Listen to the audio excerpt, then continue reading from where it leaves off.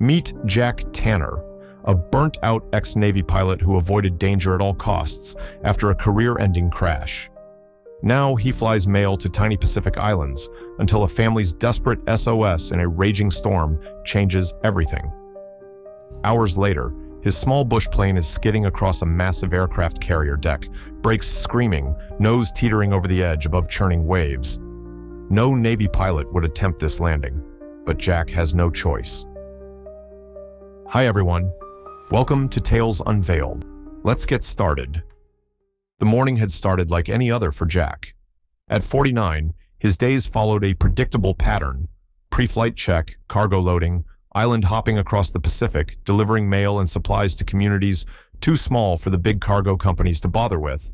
It wasn't glamorous work, but that's exactly why he'd chosen it. After what happened on the USS Valiant 15 years ago, glamour was the last thing Jack Tanner wanted. He moved methodically around his plane, a Pilatus PC-6 Porter, checking the control surfaces with a practiced eye. It wasn't exactly pretty, but it could land on patches of dirt, smaller than most suburban driveways. For island work, nothing beat it. "She's looking good today," called Rico, the mechanic who kept the small fleet running at Pacific Island Air Services. Jack nodded, running his hand along the sturdy wing. "Oil consumption's up a bit on the starboard side." Rico grinned. "You and that bird, man. You notice things before my gauges do." Jack didn't respond. His connection to aircraft was something he didn't talk about. When you spend thousands of hours in the cockpit, planes start speaking to you in their own language. Every vibration, every change in engine pitch tells a story. The small bush plane was telling him she was ready to fly, despite the minor oil issue. The loading crew finished stacking mail bags and supply boxes, securing them with cargo nets. Jack signed the manifest without really looking at it. Tuesday meant the northern route: 6 islands, 11 stops, home by sunset if the weather held. The aircraft lifted off easily, quickly climbing to 3,000 feet. Jack banked east, the rising sun warming the cockpit. Below, the deep blue of the Pacific stretched to the horizon, broken only by the occasional white sand atoll or verdant volcanic island. This was why he still flew, despite everything. Up here, the past couldn't touch him. No memories of screaming metal or burning jet fuel. No replay of his wingman's FA-18 cartwheeling into the sea after Jack's botched landing caused a deck collision. No faces of the inquiry board telling him that while he wasn't officially responsible, his career in naval aviation was over. Up here, he was just a pilot and his plane. Everything else fell away. Jack completed his first 3 stops without incident. At the 4th, a tiny medical outpost on Tamatoa Island, he helped unload supplies while the local kids clustered around his aircraft, touching its wheels with reverent hands. "Mr. Hawk! Mr. Hawk!" they called, using the nickname that had somehow spread throughout the islands. "You bring us candy?" Jack reached into his pocket for the roll of mints he always carried. The children squealed with delight as he handed them out, 1 per kid. "Next week," a small boy named Kayla said solemnly, "you bring chocolate." Jack ruffled the boy's hair. "If you're good." It was the closest thing to joy he allowed himself these days, these brief connections before climbing back into the Porter and returning to the solitude of the sky. By midday, Jack was halfway through his route, skimming just 2,000 feet above the ocean. The weather report had mentioned a storm system developing to the southeast, but his planned course should keep him well clear of it. He'd been flying this route for 7 years now, and weather rarely surprised him anymore. His emergency radio crackled, an unusual occurrence this far from any major communications center. Jack reached for the dial, adjusting the frequency to clear up the static. "Anyone, position, 14 degrees, taking water." The transmission cut in and out, nearly unintelligible. Jack frowned, adjusting his heading slightly to improve reception. Emergency calls out here usually meant a fishing boat with engine trouble or a yacht that had strayed too far from established routes. "This is Pacific Island Air Services Flight 18. I'm picking up your distress call, but signal is weak. Please repeat location and nature of emergency." For several moments, only static answered him. Then a voice broke through, stronger this time. "This is the Wanderer, pleasure craft out of Honolulu. We've struck a reef and are taking on water. Storm conditions deteriorating rapidly. 2 adults, 2 children on board." Jack checked his GPS. Based on the coordinates coming through, the vessel was nearly 200 miles southeast of his position, directly in the path of the developing storm. Wanderer, are you in contact with Coast Guard services? Negative. Our satellite phone washed overboard. Radio damaged in the impact. Using emergency backup. Battery nearly depleted. The transmission crackled, and a new voice came through, higher, younger. Please help us. My brother's really scared. A girl's voice, probably teenage. Then another voice, this one smaller, clearly a young boy trying not to cry. The water's coming in really fast. Jack felt something twist in his chest, a sensation he hadn't experienced in years. These weren't just faceless coordinates on a map. These were kids, scared and in danger. Wanderer, what's your current situation? Are you still aboard your vessel? Negative. Vessel sinking. We've deployed life raft. Current position approximately 1432 north, 16247 west. Wave height 25 to 30 feet. Winds. The transmission cut off abruptly. Jack tried repeatedly to re-establish contact, but the radio remained silent. The battery had likely died, or worse, the life raft had been swamped by the massive waves the man had described. Jack ran the mental calculations he'd been trained to do since his Navy days. The Wanderer's family was 200 miles away in deteriorating conditions. The nearest Coast Guard station was on Guam, nearly 400 miles from their position. Even if he could somehow contact them, their helicopters would be pushing their operational range and might not even launch given the storm conditions. He checked his fuel gauges. 3/4 full. The porter had a range of about 600 nautical miles on a full tank, enough to divert to the vessel's last known position. And then, where? Jack pulled out his charts, spreading them across his lap, while keeping the porter steady with practiced ease. There were no islands within safe range if he diverted to the life raft. The only possible landing site would be... He froze, staring at the chart. The USS Valiant, a Nimitz-class aircraft carrier, was conducting training exercises in the region. Based on its last known position and typical movement patterns, it would be approximately 150 miles northwest of the Wanderer's position. The very ship he'd crashed on 15 years ago. The same carrier where his best friend had died because of his mistake. Jack's hands tightened on the controls.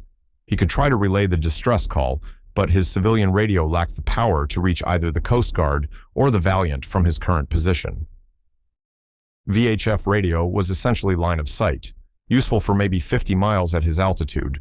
No one would hear his call. He had a choice to make, and only minutes to make it. Continue his route, hoping someone else would somehow receive the Wanderer's dying transmission, or fly into a worsening storm to find a family who might already be dead, with no clear plan for what he'd do if he found them alive. The boy's voice echoed in his mind. The water's coming in really fast. Jack banked the plane sharply to the southeast and pushed the throttle forward. The sudden course change would raise questions back at base when he missed his next scheduled stop, but that couldn't be helped. What he was about to attempt was either an act of remarkable courage or stunning stupidity. Maybe both.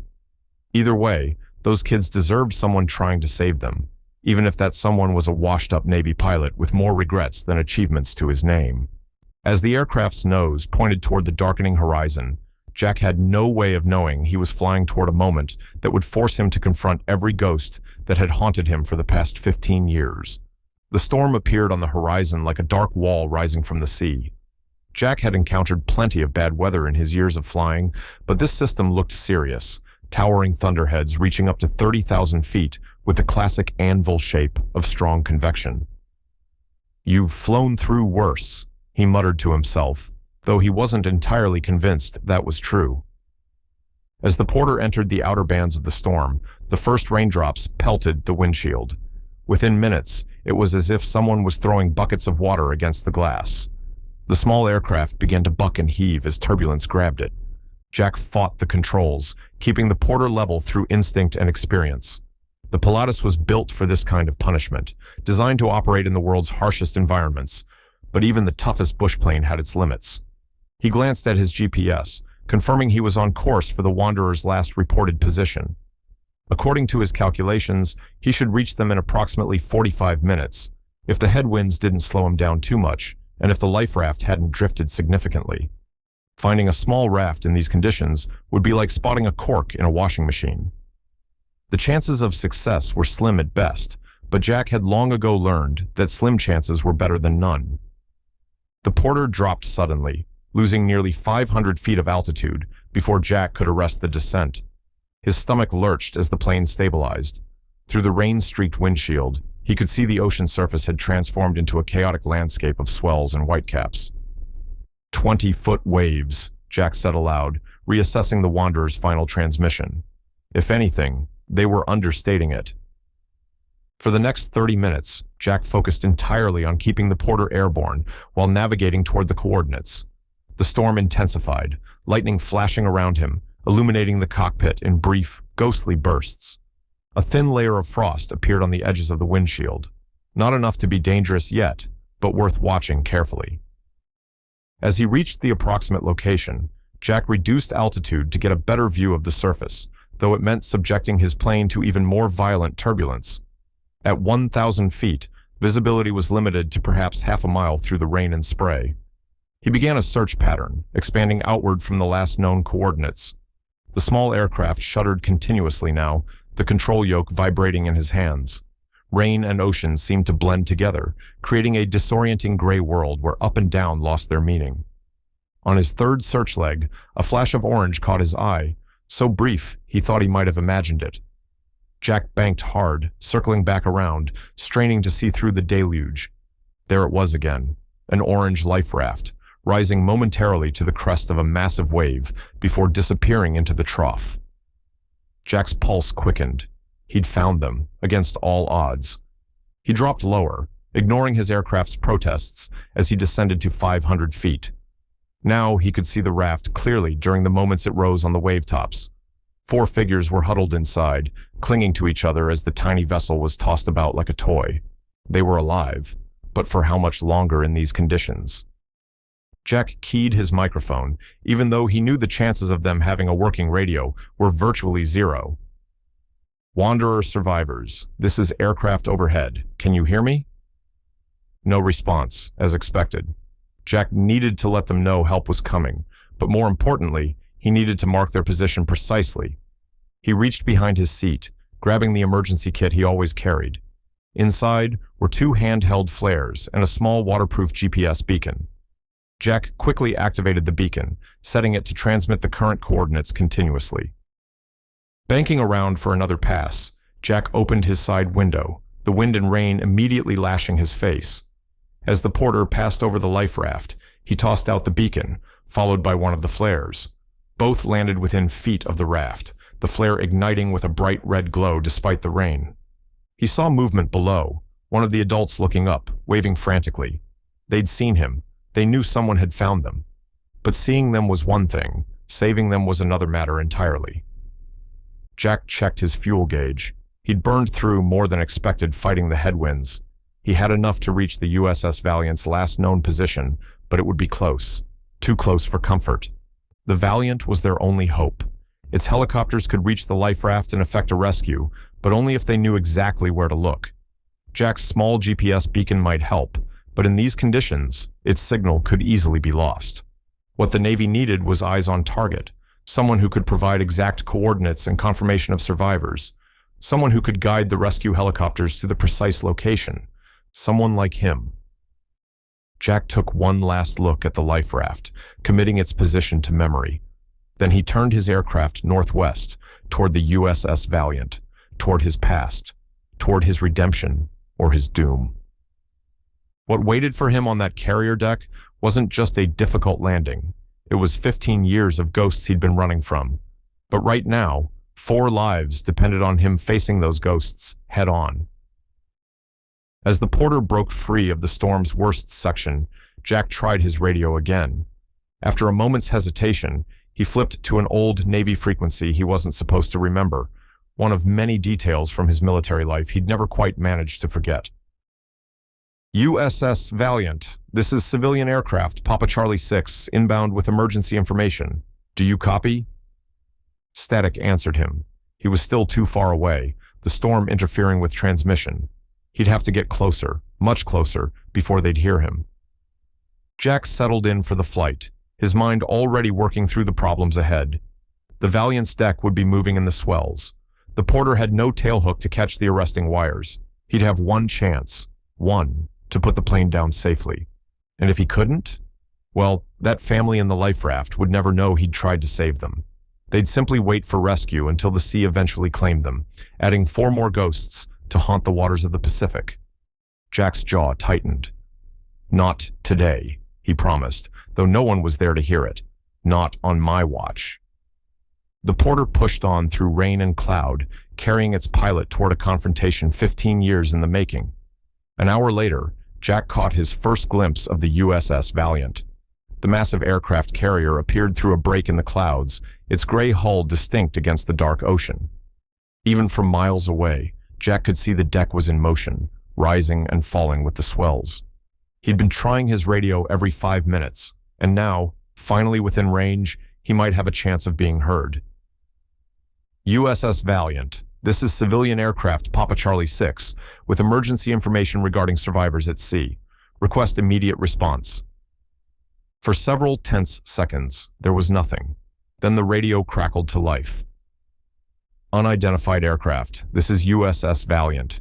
You are approaching restricted military operations. Alter course immediately. The voice was clipped, professional, unwelcoming.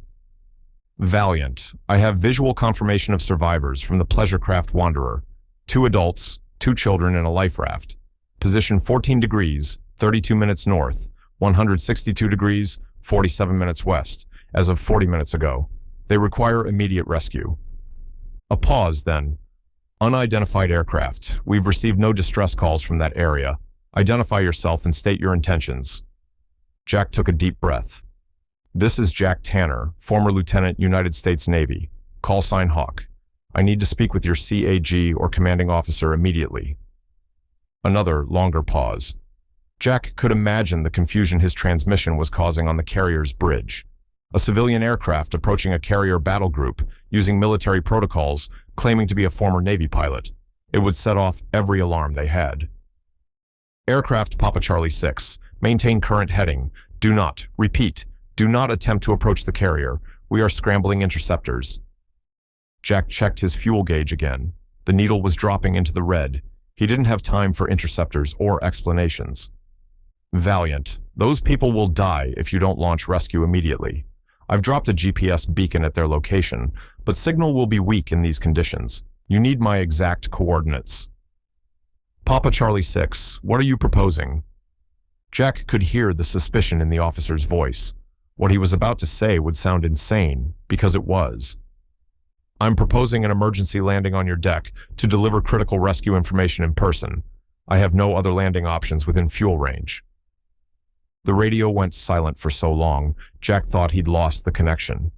When it came back, a new voice was speaking, older, more authoritative. Tanner, this is Captain Reeves, commanding officer of the Valiant. Are you out of your mind? You're flying a civilian aircraft with no tailhook, no arresting gear capability. It's suicide. Jack recognized the name. Reeves had been a lieutenant commander during Jack's time on the Valiant, though they'd never served together directly. Captain, I'm former carrier qualified. The porter can land in under 200 feet. My fuel situation is critical, and those survivors need immediate rescue. I know the risks. Damn it, Tanner, I can't authorize this. You'll kill yourself and potentially damage my ship or injure my crew. Jack's eyes fixed on the carrier, now close enough to make out individual aircraft on the deck. With respect, sir, I'm not asking for authorization. I'm landing on your deck in approximately 5 minutes. Those kids in that life raft are out of time. He could almost hear the mental calculations happening in Captain Reeves's mind. The Valiant could easily outrun the slower porter, making a landing impossible. They could also force him down with interceptors, but both options would doom the family in the life raft. Tanner, you crashed on this very carrier 15 years ago. Why should I believe you can land safely now? The question hit Jack like a physical blow. Of course, they would have looked up his record as soon as he identified himself. Because this time, I'm not trying to save myself, Captain. I'm trying to save them. Jack heard muffled voices on the other end, Reeves conferring with his officers, likely weighing the risks of a civilian crash on his deck against the lives of 4 civilians in a distant storm. Then Reeves' voice again, tight with controlled anger. "God damn it, Tanner! If this goes wrong, I'll face a court-martial for even considering this." Another beat of silence. Jack could see activity on the flight deck now, crews moving aircraft, clearing space. Whether they were preparing to receive him or simply protecting their own equipment, he couldn't tell. Finally, Captain Reeves spoke again, his voice hard as steel. "Recovery is preparing for your approach. You'll have a clear deck and crash barriers deployed. LSO will talk you in. If you deviate from instructions, I will order you shot down. Is that clear?" "Crystal clear, Captain." "Thank you." A new voice came on the radio, the landing signal officer who would guide him in. "Papa Charlie 6, this is Valiant LSO. I understand you're a former naval aviator, so I'll skip the basics. Winds across the deck are 25 knots. Deck is pitching approximately 8 to 10 feet. We've cleared center line and rigged barriers. Your approach will be from the stern, standard carrier approach. Call the ball when you have visual." "Copy that, LSO." The familiar terminology brought Jack back to his Navy days. "I should inform you the Porter has no hook, obviously, and its stall speed is approximately 50 knots. I'll be coming in slower than you're used to." "Understood, Papa Charlie 6. We're ready when you are." Jack lined up his approach, years of training taking over, despite the decade and a half since his last carrier landing. The small bush plane was a far cry from an FA-18, but the principles remained the same. Maintain proper approach angle, watch for drift, compensate for the moving deck. As he began his final approach, time seemed to slow down. Jack could see the carrier deck rising and falling with the swells. Below and behind it, a massive wake churned the ocean into white foam. Ahead, the flight deck stretched like a postage stamp, impossibly small from this angle. "Papa Charlie 6 has the ball," Jack radioed, using the traditional call that indicated he could see the landing guidance lights. "Roger ball," the landing officer responded. "You're looking good, slightly high. Power back." Jack reduced power, keeping his eyes locked on the deck. His small plane responded beautifully, settling into the proper descent path. The carrier grew larger in his windshield, the deck rising and falling in a hypnotic rhythm. "On course." "Looking good." "Hold what you've got," the officer continued, his voice professional but tense. The last 100 feet of the approach was where things had gone wrong 15 years ago. Jack had come in too fast, missed the cables, and collided with his wingman's aircraft parked at the deck edge. The resulting explosion had killed his friend instantly. Not this time. Jack focused entirely on the moving deck, timing his touchdown for when the carrier was level in its pitch cycle. The aircraft slowed, nearly at the speed where the wings would lose lift, struggling to stay airborne in the turbulent air over the deck. "Steady, steady," the landing officer coached. Jack cut power completely, just as his plane crossed the stern of the carrier. The small bush plane dropped onto the deck with a solid thump, its tires chirping on impact. Now came the hard part. With no hook to catch the steel cables, Jack had to rely entirely on the brakes and the reversed propeller to stop. He slammed the brakes hard, feeling the anti-lock system pulsing under his foot. The prop reversed pitch, creating drag. But the deck was wet from sea spray, providing poor traction. The plane began to skid, its tail swinging to the left as it fishtailed down the deck. Jack fought for control, pumping the brakes, trying to keep the aircraft centered. The end of the deck approached with terrifying speed. If he couldn't stop in time, the plane would plunge off the bow and into the ocean. Ahead, sailors were deploying a last-ditch barricade net designed to catch aircraft with failed landing gear. It wasn't meant for this situation, but it was the only hope if the brakes couldn't stop him in time. The skid worsened, the small bush plane now moving sideways as much as forward. Jack could see the edge of the deck looming, the blue-gray ocean beyond. With a final desperate effort, he locked the brakes completely and braced for impact. The aircraft slammed into the barricade net with its right wing, spinning nearly 180 degrees before finally coming to a stop. Its nose hanging over the edge of the deck, its propeller still spinning mere feet above the waves. For a moment, Jack sat frozen in the cockpit, his knuckles white on the controls, his heart pounding in his ears. Then reality crashed back in. He'd made it. Somehow, he'd landed a civilian bush plane on an aircraft carrier and lived to tell about it. Deck crews were rushing toward him, some with fire extinguishers, others with tie-down chains. Jack shut down the engine and forced his shaking hands to unbuckle his harness. There was no time to marvel at what he'd just accomplished. 4 lives still hung in the balance. As he pushed open the cockpit door, a familiar figure approached, a man in the khaki uniform of a naval officer, silver oak leaves on his collar. The carrier's executive officer. Jack's breath caught in his throat. Commander Mike Harding, his wingman's best friend, the man who'd testified against him at the inquiry. Harding's face was a mask, unreadable as he watched Jack climb down from the porter. Around them, deck crew secured the aircraft with chains, preventing it from sliding off the edge if the carrier pitched again. "Tanner," Harding said, his voice carrying over the wind and the noise of the deck. "You haven't lost your flair for the dramatic, I see." Jack ignored the comment, moving directly to business. "There's a family in a life raft at these coordinates." He pulled a scrap of paper from his pocket with the position written down. 2 adults, 2 kids, last seen alive 40 minutes ago. Sea conditions deteriorating rapidly. Harding took the paper, glancing at it, then back at Jack. "And you flew through a storm and landed a civilian aircraft on my carrier to tell me this." "Their radio died mid-transmission. I spotted them but couldn't help directly. Your helos are their only hope." Jack met Harding's gaze directly. "We can settle old scores later, Commander. Right now, those kids need help."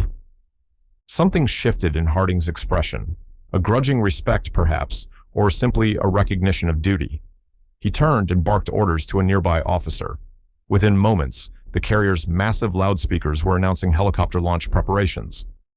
"If you're lying about this, Tanner..." Harding let the threat hang unfinished. "I'm not," Jack said simply.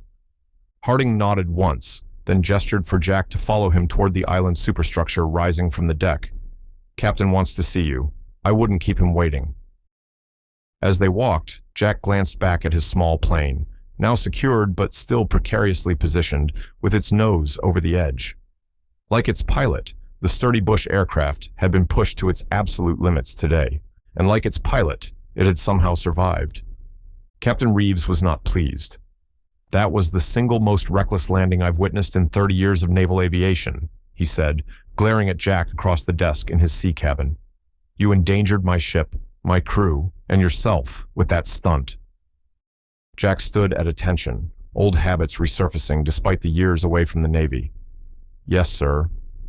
You damaged the portside barricade, scraped paint off my deck, and scared about 10 years off my air boss's life." The captain's expression remained stern, but something else flickered in his eyes. "You also executed a seemingly impossible landing in conditions that would challenge our best pilots in purpose-built aircraft." Jack said nothing, waiting. "The rescue helicopter is airborne," Reeves continued. "They'll reach your coordinates in approximately 20 minutes. If they find survivors, you'll be a hero. If they don't..." He left the alternative unspoken. The minutes that followed were some of the longest of Jack's life. He was escorted to the carrier's combat information center, where he could hear the radio communications from the rescue helicopter. Commander Harding stood nearby, his face tense as they listened to the search progress. "Negative visual at primary coordinates," the helicopter pilot reported after what seemed like an eternity. "Expanding search pattern." Jack's heart sank. Had the life raft drifted too far? Had it capsized in the massive waves? Had he risked everything for nothing? "Wait," the pilot's voice came again, more urgent now. "I have a flare sighting, 2 o'clock, approximately half a mile from original coordinates. Moving to investigate." The tension in the CIC was palpable. Officers and enlisted personnel alike had paused their duties to listen. "Visual confirmation. I have the life raft. 4 survivors visible, all moving, beginning rescue operations." A cheer erupted spontaneously in the CIC, quickly silenced by officers, but telling nonetheless. Jack felt a wave of relief, so profound, his knees nearly buckled. Harding was watching him, his expression complex. "You did it, Tanner. You actually did it." The next hour passed in a blur. The helicopter reported successful extraction of all 4 survivors, parents and their 2 children, ages 16 and 8. They were suffering from exposure and dehydration, but would recover fully. Their yacht had struck an unmarked reef during the storm's initial approach, taking on water so quickly they barely had time to deploy the life raft before it sank. Without Jack's intervention, they would have died within hours.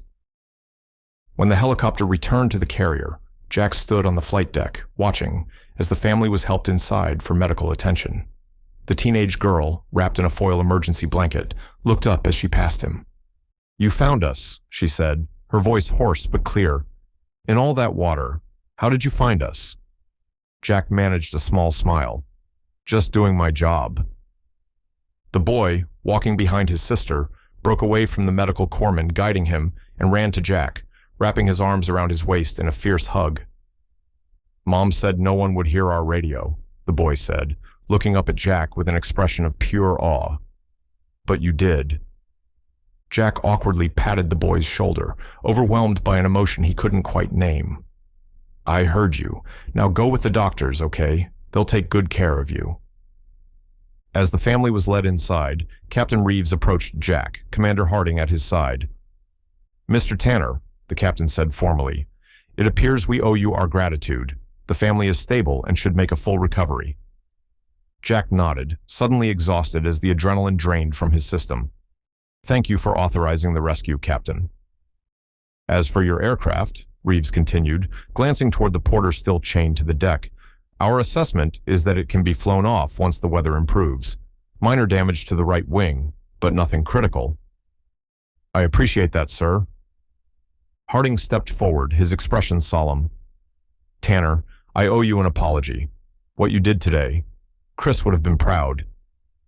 Chris, Jack's wingman, Harding's best friend.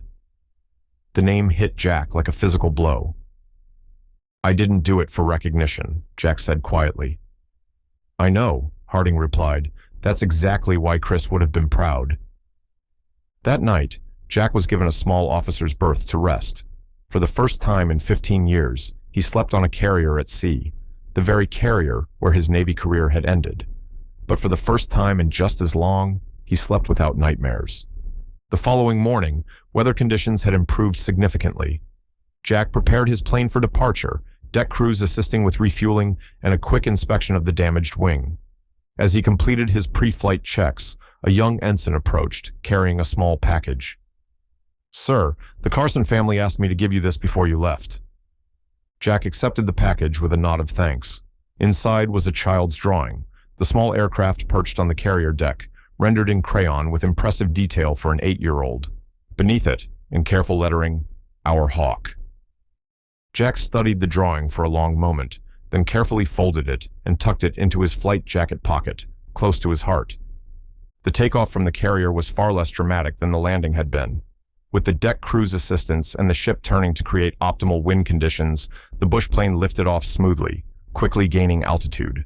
As Jack banked away from the Valiant, he looked down at the massive vessel that had featured in his nightmares for a decade and a half. It would always be the place where he'd lost his wingman, but now it was also the place where he'd helped save 4 innocent lives. Some burdens couldn't be put down. They could only be carried differently. Jack had been carrying his guilt like a stone around his neck, dragging him downward. Perhaps now he could carry it as a reminder instead, a reminder that past failures didn't dictate future choices. 1 week later, Jack was back on his regular route, island hopping across the Pacific. If the other pilots at Pacific Island Air Services had heard rumors about his adventure, they were professional enough not to mention it directly. Rico the mechanic had whistled appreciatively at the repaired wing, but asked no questions beyond what was needed for maintenance. In the cockpit, Jack had taped the boy's drawing to his instrument panel, not prominently, just at the edge of his peripheral vision, a reminder of why he flew. As he approached Tamatoa Island, he could see the usual crowd of children gathering near the airstrip. Among them, he knew, would be Kayla, expecting his chocolate as promised. Jack smiled as he began his descent. He'd brought enough for all of them this time. The rugged bush plane settled onto the dirt strip with its customary grace, kicking up a small cloud of dust. Just another routine landing for an aircraft designed to touch down almost anywhere. almost anywhere, including, as it turned out, the deck of an aircraft carrier in the middle of the Pacific Ocean. Jack "Hawk" Tanner would never consider himself a hero. He was just a pilot who heard a call and answered it, who faced his past because four strangers needed him to. But to a boy somewhere out on the vast Pacific, now safely home with his family, Jack was exactly that. A hero who appeared from the storm when all hope seemed lost. And for a man who had spent 15 years running from his past, that was more than enough redemption for one lifetime. Love this story? Hit that like button and subscribe to the channel for more. Don't forget to check out the video currently on your screen. You won't want to miss it. See you in the next one.